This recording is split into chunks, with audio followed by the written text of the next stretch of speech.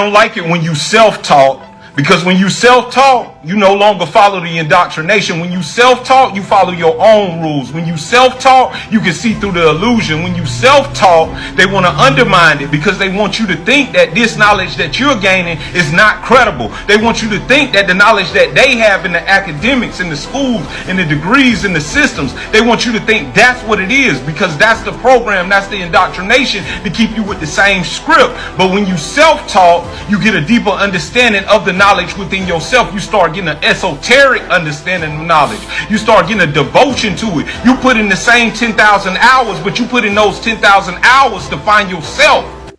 I don't know if you've been paying attention, but they're supposed to... Hey, we never found out what 22's purpose was. Excuse me? You know, her spark, her purpose. Was it music, biology, walking? We don't assign purposes. Where did you get that idea?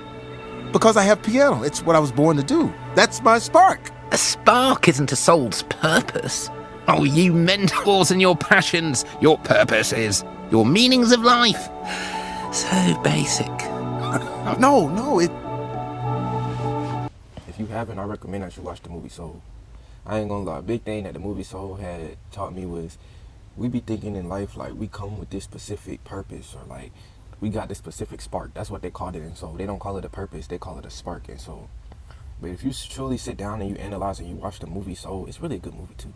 You see that, bro, you don't have no set spark. You don't have no set purpose. The only purpose that you truly have, if you want to say you got a purpose, is to be. And in that being, you do what brings you a spark, what makes you happy. And it's never just going to be one thing. Like, you might like to make clothes. You might also like to just take a walk in the park. Like 22, and I ain't going to spoil the movie too much, but it was this one character, like, she got to experience life. Like, she got to experience the earth realm because she was in the spiritual realm. But when she came to the earth realm, she was actually accepting and embracing the quote-unquote little things in life, like being able to walk, being able to eat a slice of pizza, riding on the train and somebody yelling at you because you sitting too close to them or whatever, you feel me? She had found the beauty in life rather than another character. He was more so chasing his profession. And if you haven't seen the movie, I ain't gonna tell you what his profession was. And then he got to the point to where he got to a position he wanted to be in with his profession. You see what I'm saying? And when he got there, he realized that didn't even fulfill what he really thought was gonna fulfill within. It showed, that the only way to get true fulfillment is to go through yourself. It's never external, you feel me? But I seen one of the things that did make him feel holistic was helping somebody. You feel me? Just because I don't want to give too much of the gems away, was helping somebody, truly. And now that I sit back and I got goosebumps saying this, that was Christ-like. All he had to do was activate his Christ-like consciousness and understand the true severity of life, if you want to say it. Because life not even serious. That's what the movie show you, yo. Like, some people think they passion is being a hooper, a basketball player, or a football player. And yeah, that might be one of the things that bring you joy in life, but never limit yourself to any one purpose. Understand, you literally are the purpose. Just you being here is the purpose. You experiencing life is the purpose. You breathing is the purpose. You feel me? It's all of that. And then, if you haven't, once again, I say watch the movie Soul. It was a great movie, y'all. I didn't watch that movie like at least 5 or more times. You feel me? In the last couple of days, like, I didn't play it like twice. I'm probably gonna watch it again. Like, so many messages, man. And like Brett said, stop eating them processed foods. Last week, as much fish. Let's see. It says, and marine life as possible. And then we have here, Argentine Navy aircraft recorded hundreds of Chinese fishing vessels creeping through its EEZ. The sheer number of lights across the water like an invading locust plague. These predators are going to strip the entire oceans bare for CPC's endless appetite.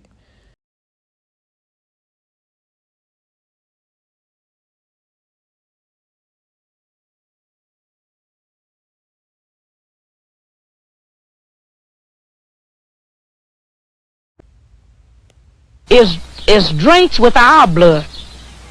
The flag is drenched with our blood. Because you see, so many of our ancestors was killed because we have never accepted slavery. We had to live on it, but we've never wanted it. So we know that this flag is drenched with our blood. So what the young people are saying now, give us a chance to be young men, respected as a man.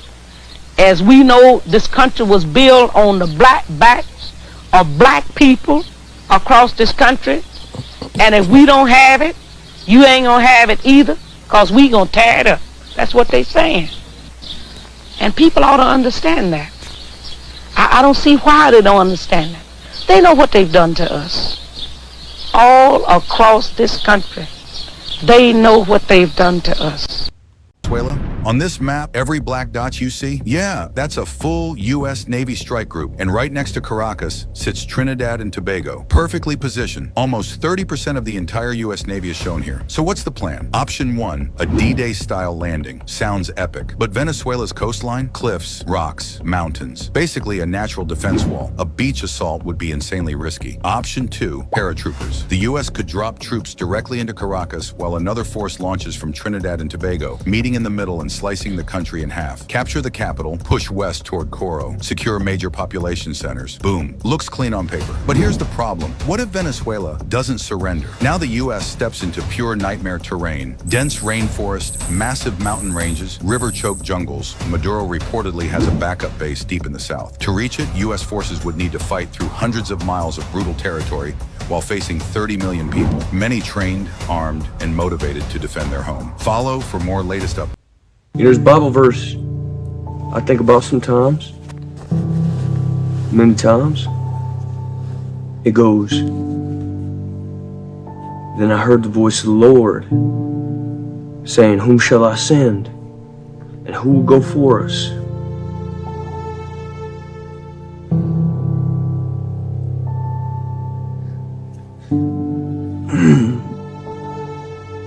And I said, "Here am I. Send me."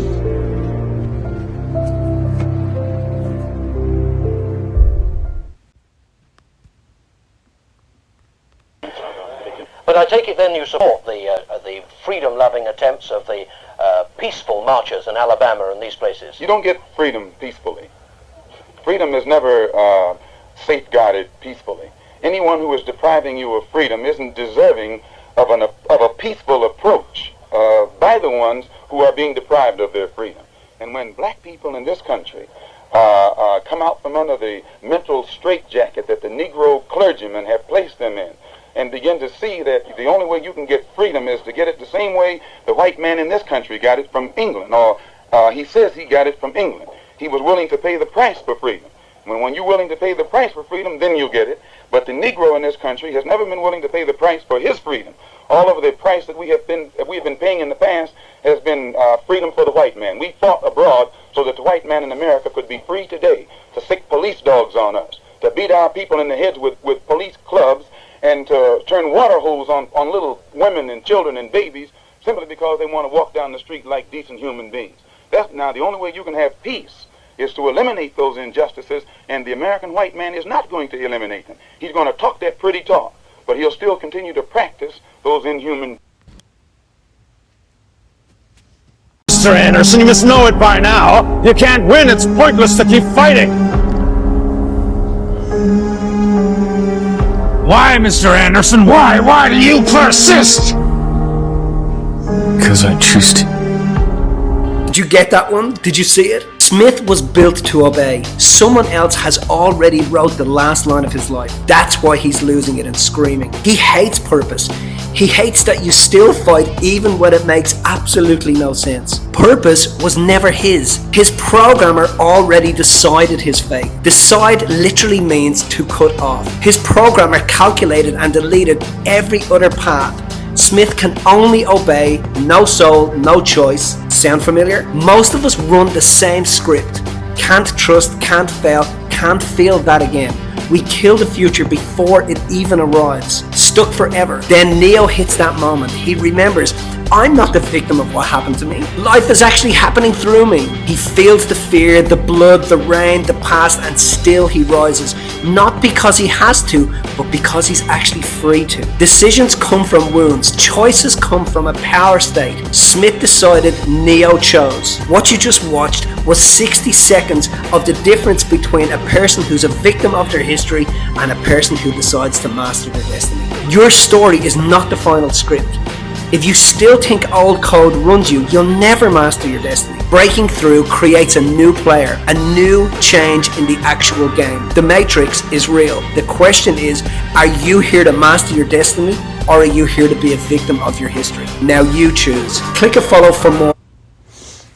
Shalom, all praises, glory, honor, and fear to Yahweh Ba'Shem, Yahushua, Bahakodash Rakah, that belongs to elders, those that came before us, and salutations to the elect, House of David, 144,000. So as you can see, man, there's a lot happening, and you have actually Chinese ships all across Peru, the shores of Peru, South America, and for what reason, that's beyond the point, but the point is that there's a lot that's about to happen in this continent of North and South America. You know, this is the highest volume of where the Israelites are in captivity and are living in. And this is the book of Revelation 18 and verse 17. For in 1 hour so great riches has come to naught, and every shipmaster and all the company and ships and sailors and as many as trade by sea stood afar off. You see that? So all these ships, not just military ships, because you have all the military ships. 30% of the U.S. Navy is off the coast of Venezuela right now in the Caribbean Sea, but these other ships of cargo and fishing ships and so on and so forth. Verse 18, and cried when they saw the smoke of her burning, saying, what city is like unto this great city? And they cast dust on their heads and cried, weeping and wailing, saying, alas, alas, that great city wherein were made rich all that had ships in the sea by reason of her costliness. For in 1 hour she made desolate. So all this is what's coming in the future. A lot of people, they don't have the faith of the saints, they don't have the vision, they don't have the truth of what's really going to happen in the near future in these coming times, but we do, and that's what gives us the power and the blessing of freedom. Like Neo, he chose to fight. He didn't choose to just bow down and worship the beast, his image and his mark. Verse 20, rejoice over her, thou heaven, and ye holy apostles and prophets, for God hath avenged you on her. So Lord, he is avenging us of all of our enemies and of this wicked kingdom.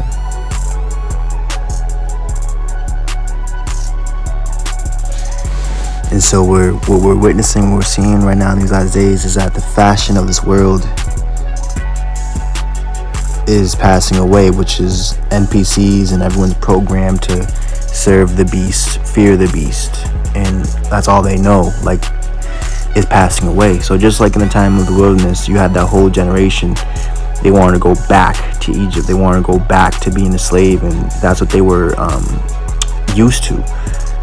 All right, so this is the book of 1 Corinthians 7:31, and they that use this world as not abusing it, for the fashion of this world passeth away. So the fashion of this world, the way the world works, the way the world is, you ask people, oh, what do you do for a living? They say their job. So their job is their life. So let's go to the next precept. This is the book of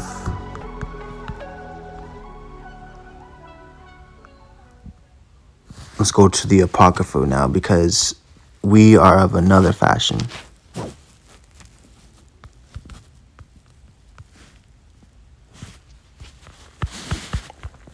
And you have to be on the wavelength, you have to be in the frequency to even be able to hear these words and hear this doctrine, this counsel of the Lord. Like it says in Revelation, no man could learn that new song except 144,000. So this is the book of Wisdom of Solomon.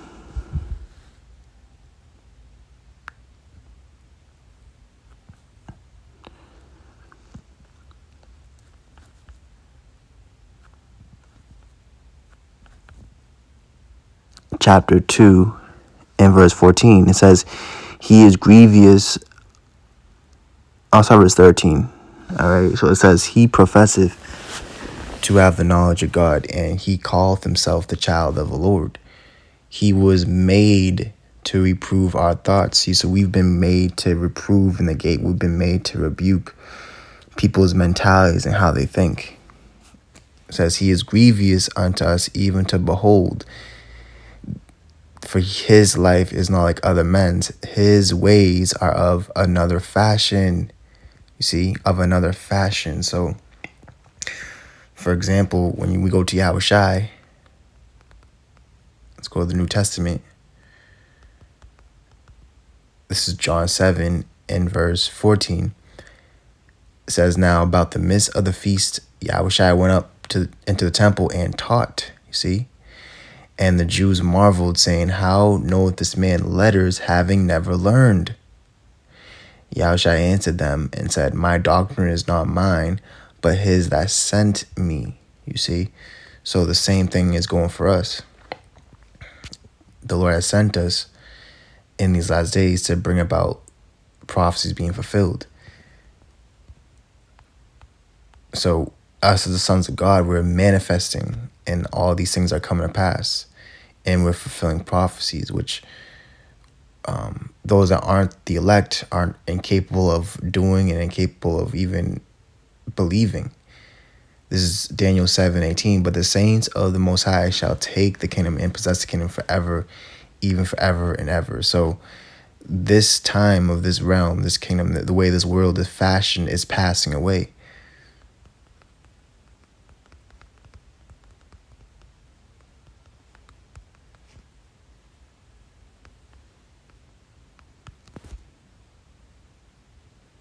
That time is coming to its end. So let's go to the book of Ezra's.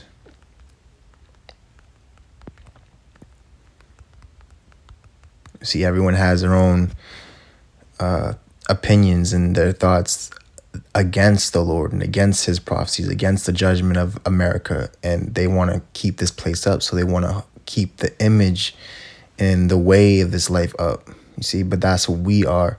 We're that glitch in the matrix that is destroying that and fighting against that way of life, which is not a way of life. It's just a way of death, you know, and sin and not fulfilling God's law. It's breaking God's law, right? 2 Ezra 15:3, fear not the imaginations against thee. Let not the incredulity of them trouble thee that speak against thee. You see, they speak against us. Oh, that's not gonna happen. Not anytime soon. This, you know, all these words of unbelief, all these words of unfaithfulness. It says, for all the unfaithful shall die in their unfaithfulness heavy. So this is what the Lord is bringing. He's bringing sword. He's bringing famine. He's bringing death, destruction, and plague to this world for its wickedness. Isaiah 60:12. For the nation and kingdom that will not serve thee shall perish. Yeah, those nations shall be utterly wasted. So the kingdom is becoming the Lord's, and those that don't want to serve the Lord and serve us and this new fashion, they're going to utterly perish.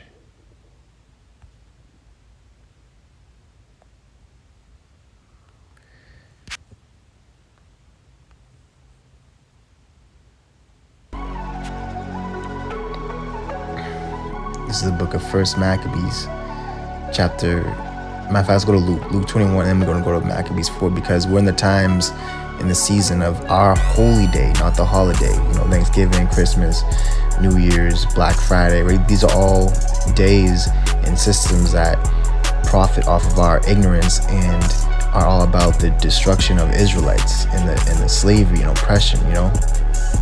Black Friday goes into when they sold us to our enemies, you know what I'm saying?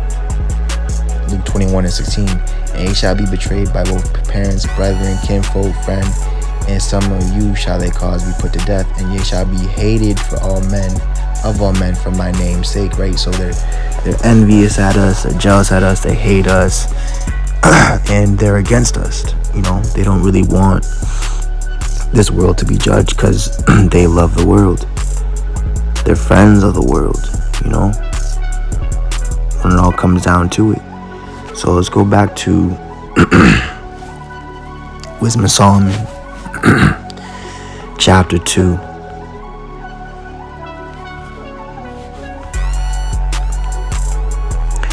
Wisdom of Solomon, chapter 2, in verse 15. He is grievous unto us even to behold, for his life is not like other men's, his ways are of another fashion. We are esteemed of him as counterfeits. He abstaineth from our ways as from filthiness. He pronounceth the end of the just to be blessed, and maketh his boast that God is his father. Let us see if his words be true, and let us prove what shall happen in the end of him. For if the just man be the son of God, he will help him and deliver him from the hand of his enemies. Let us examine him with despitefulness and torture, that we may know his meekness and prove his patience. Let us condemn him with a shameful death, for by his own saying he shall be respected. Such things they did imagine, and were deceived, for their own wickedness hath blinded them. This is why Lord said in Romans, the elect have obtained it, but meanwhile the rest are blind. They're in darkness, they're in their sins. Verse 22, as for the mysteries of God, they knew them not, neither hoped they for the wages of righteousness, right? All they care about is the wages of wickedness, the wages of Esau. You see? Nor discern a reward for blameless souls. Heavy, see, blameless souls. And that's why I put also that video in the introduction of the movie Soul. And basically, it's going into like what people's spark is, what your purpose is. And it's not what you do for carnal money. You know what I'm saying? It's heavy. So this is a book of 1 Maccabees 4. And we're gonna get to the point. Verse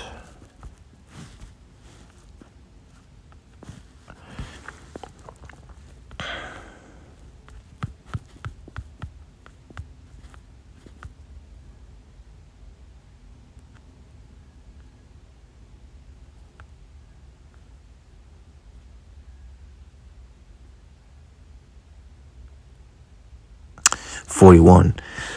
Alright, 1 Maccabees 4 and 41, heavy, 144. Says, then Judas appointed certain men to fight against those that were in the fortress until he had cleansed the sanctuary. So that's what we're doing. We're fighting against those that fight against Yahweh Bashmi Ashai, and that exalt themselves above the knowledge of Yahweh Shai. And we're fighting the spiritual fight as the elect. And we're cleansing the sanctuary. We're cleansing our temple. We're cleansing others around us. So he chose priests of blameless conversation, right? The elect have no guile in their mouth, for they are without fault before the throne in the Lamb, such as had pleasure in the law. You see, pleasure in the law, who cleanse the sanctuary and bear out the defiled stones into an unclean place. You see, so the defiled stones is symbolic of those that have submitted to the beast and his image and his mark and have worshipped. You know what I'm saying? And when as they consulted what to do with the altar of burnt offerings, which was profaned, they thought it best to pull it down, lest it should be reproached to them, because the heathen had defiled it, wherefore they pulled it down. Now I'm going to jump to verse 52, because it's going into the Feast of Dedication, you know, Hanukkah, which is our holy day now. Now on the 25th day of the 9th month, which is called the month of Caslu, in the 148th year, they rose up betimes in the morning, and offered sacrifice according to the law upon the new altar of burnt offerings which they had made. Look at what time and what day the heathen had profaned it, even in that was it dedicated with songs and citherns and harps and cymbals.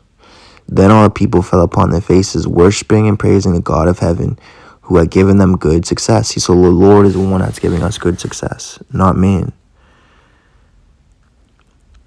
And so they kept the dedication of the altar 8 days and offered burnt offerings with gladness and sacrificed the sacrifice of deliverance and praise. And that's what the Lord is desiring after now in these times. The praises of our mouth, which the Lord is well pleased with. Let's go to the book of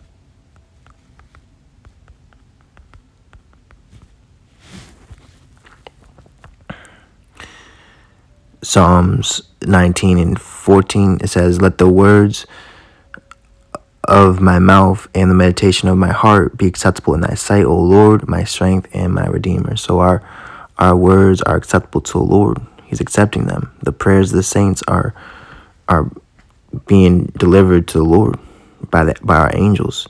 So it's also go to the book of Hebrews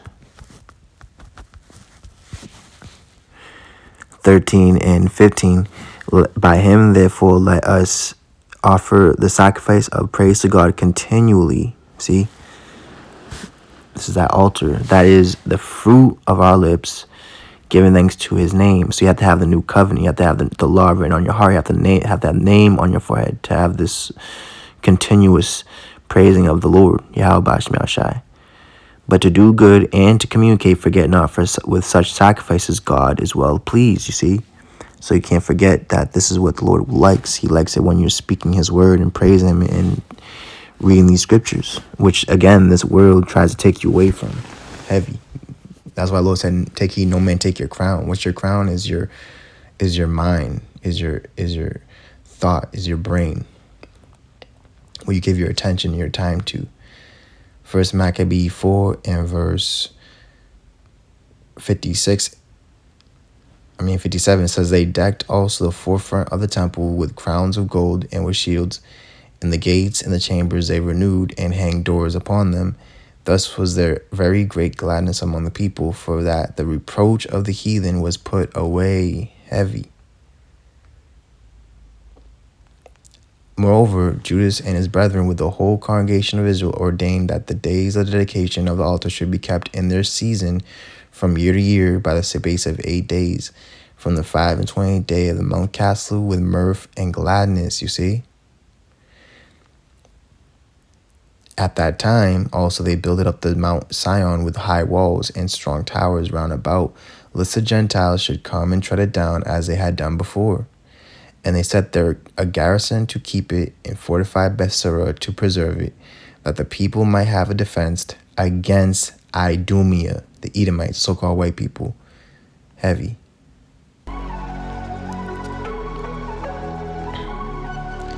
So again, man, there's going to be a lot of prophecy, a lot of things popping off in this continent. This is the big showdown, man. North and South America, this whole continent.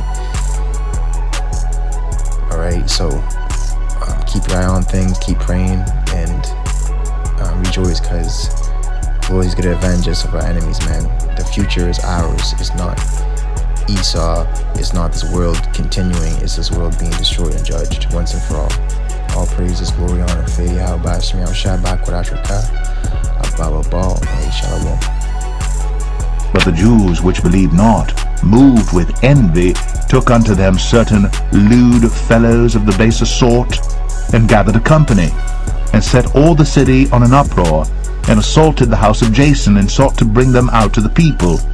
And when they found them not, they drew Jason and certain brethren unto the rulers of the city, crying, These that have turned the world upside down are come hither also, whom Jason hath received. And these all do contrary to the decrees of Caesar, saying that there is another king, one Jesus.